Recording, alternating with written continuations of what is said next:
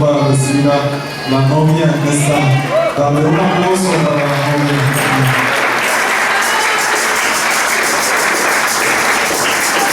Gloria a Dios. Siente, hermano, siéntense los dos, por favor. Y les voy a pedir de su atención, mis hermanos, en esta tarde. La palabra de Dios, la Escritura, nos enseña a nosotros que el que bendice y el que une y el que casa es Dios. ¿Por qué? Porque la palabra de Dios nos enseña que cuando un hombre se une a su mujer, dice, dejará a su padre, a su madre, se unirá a su mujer y serán una sola carne.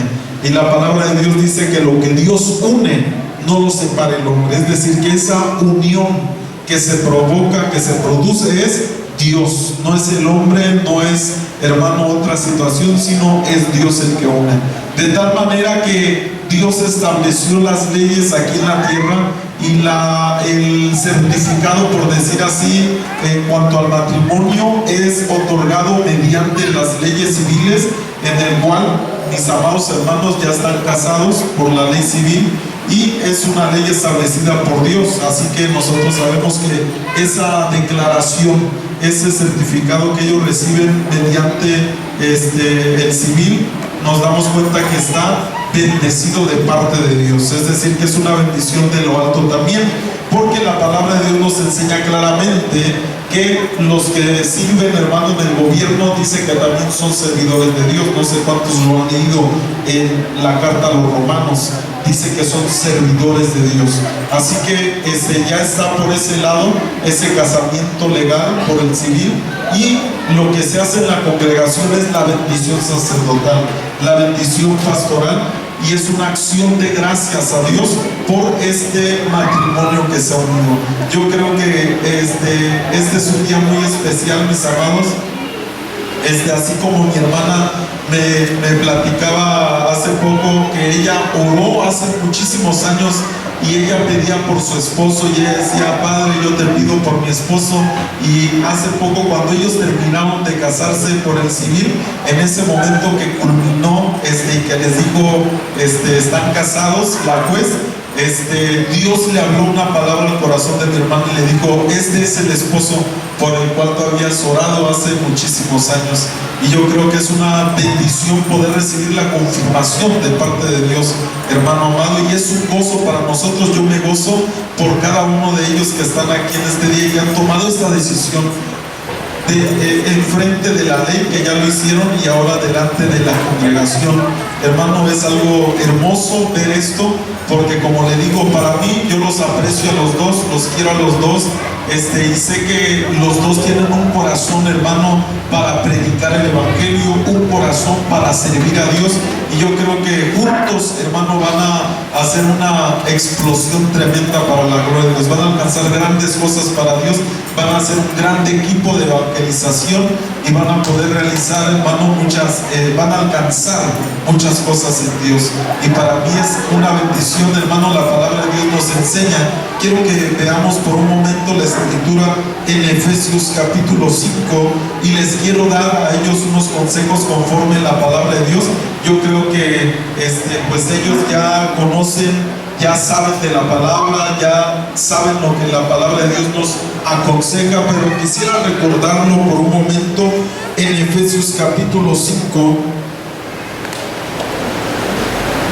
Efesios capítulo 5, versículo desde el 25 en adelante, y aquí es donde de hecho nos dice la escritura que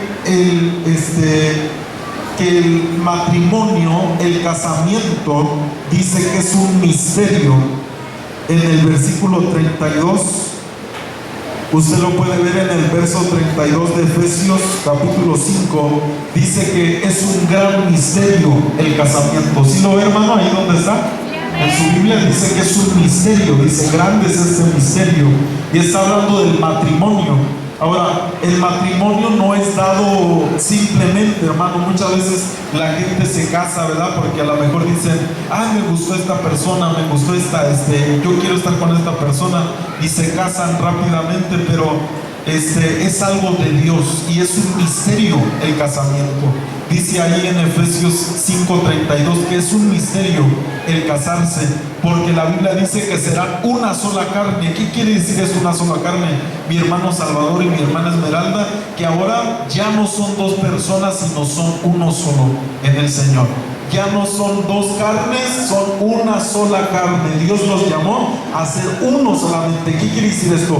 Un solo pensamiento, una misma manera de pensar, una misma manera de ver las cosas, una misma meta. Es decir, ahora ya no puedo decir yo como esposo, voy a hacer esto, voy a hacer lo otro. No, tienen que tomar la decisión juntos en Dios. Es decir, tienen que consultar. Cuando se uno en matrimonio, lo que la Biblia nos enseña es acerca de un yugo. Si se acuerda que la Biblia dice no os unáis en yugo desigual. ¿Por qué dice eso? Porque el yugo desigual está hablando de ese yugo que le ponen a los bueyes. ¿Cuántos han visto antes un yugo? Sí, levanta su mano por favor.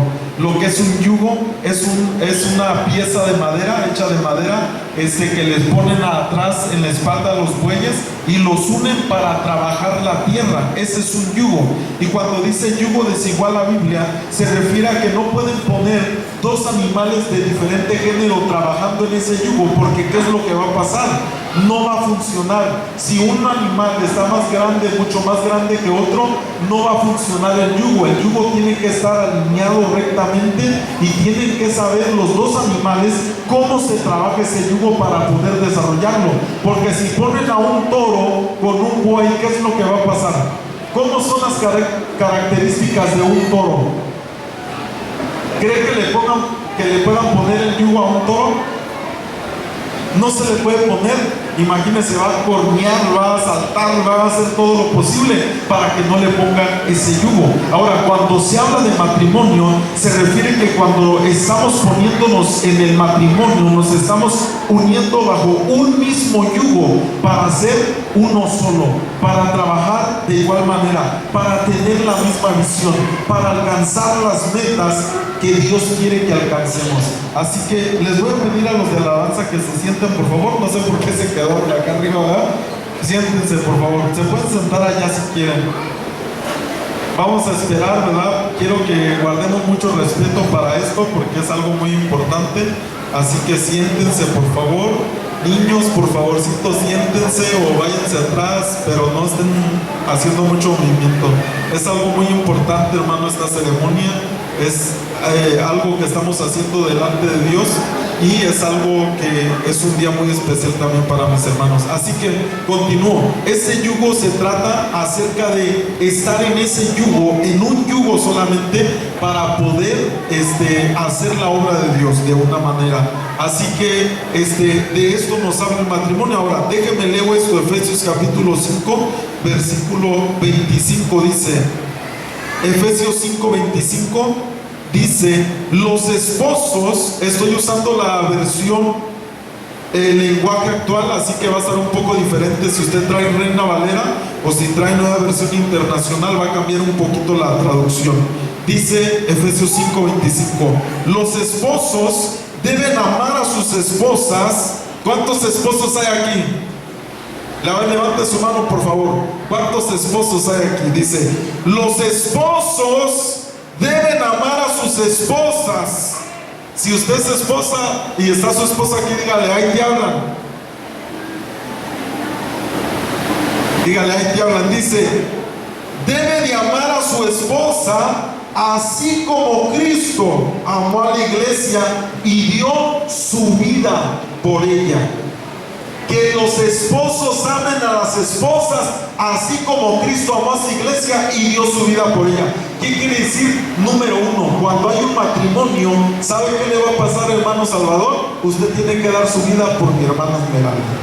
Usted está entregando su vida hoy, está diciendo: estoy entregando mi vida por mi hermana Esmeralda. Porque los esposos, como dice esta escritura, deben de amar a sus esposas así como Cristo amó a la iglesia y se dio a sí mismo. Así que los jóvenes que están solteros, pónganse a pensar bien, porque tienen que entregar su vida por su esposa. Así como Cristo amó a la iglesia y dio su vida por ella, así deben de dar su vida. Por eso el matrimonio es una responsabilidad. Dígale al que está a su lado, el matrimonio es una responsabilidad. No es nada más de decidir que me voy a casar, que me gustó, que esto y que el otro. No. Primeramente deben saber que los esposos deben de amar a su esposa, así como Cristo amó a la iglesia y dio su vida por ella. Ahora, mire qué más dice. Lo voy a volver a leer. Dice: los esposos deben amar a sus esposas, así como Cristo amó a la iglesia y dio su vida por ella. Verso 26. Lo hizo para hacerla suya, limpiándola, dice, por medio de su mensaje y del bautismo. Cristo, dice, quiso regalársela a sí mismo, una iglesia gloriosa. Dice la versión Reina Valera, presentársela así, una iglesia gloriosa. Pero mire cómo empieza. Dice: lo hizo para hacerla solo suya, y dice, limpiándola. Segundo función que debe de tener un esposo sobre su esposa: limpiar a su esposa. Si dice ahí que la limpió o no. Acuérdese que está hablando, hermano amado, o dice lavándola, ¿verdad? En otras versiones.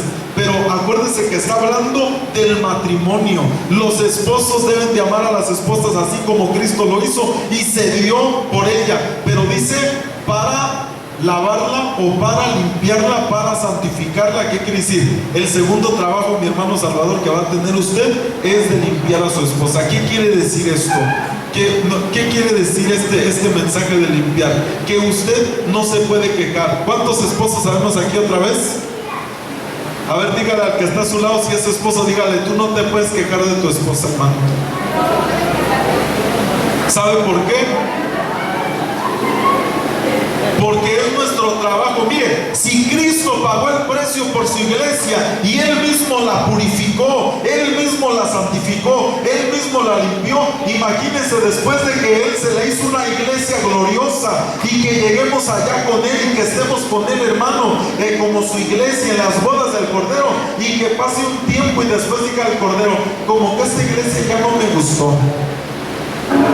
¿Por qué no puede quejarse? Porque Él mismo se entregó para santificarla y para purificarla y para presentársela a Él mismo, una iglesia gloriosa. ¿Qué quiere decir esto? Es la responsabilidad de cada esposo ser ejemplo para su esposa. Es la responsabilidad de cada esposo limpiar a su esposa. ¿Cómo? A través de el ejemplo.